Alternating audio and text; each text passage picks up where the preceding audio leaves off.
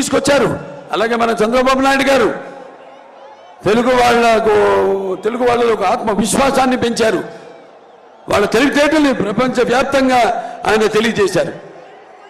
మరి ఇప్పుడు పరిస్థితి వాళ్ళ చాలా దారుణంగా ఉంది. ఇక ఇక సమయం లేదు మిత్రమా.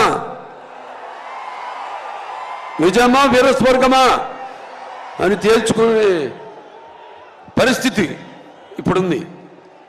అందరూ కూడా ఇదంతా గమనించండి. గమనించట్లేదని కాదు, గమనిస్తున్నారు. కానీ ఈ యొక్క ఉచిత పథకాల మాయలో పడవద్దు మీరు. ఎందుకంటే ఆనాడు చంద్రబాబు నాయుడు అంత అభివృద్ధి చేశారు. ఈరోజు నేను చెప్పినట్టు రాష్ట్రంలో జరుగుతుంది ఏమీ లేదు. సర్వనాశనం, కష్టం, నష్టం. అది విద్యలో కానివ్వండి, వైద్యంలో కానివ్వండి, లేకపోతే గుడిలో కానివ్వండి, బడిలో కానివ్వండి, అన్ని విధాలుగా అన్ని రకాలుగా ఈ రాష్ట్రాన్ని సర్వనాశనం చేస్తున్నాడు ఈ సైకో. వాళ్ళలో కూడా ఉంది, వాళ్ళ పార్టీలో కూడా. ఇవాళ ఎంతోమంది ఎమ్మెల్యేలు వాళ్ళు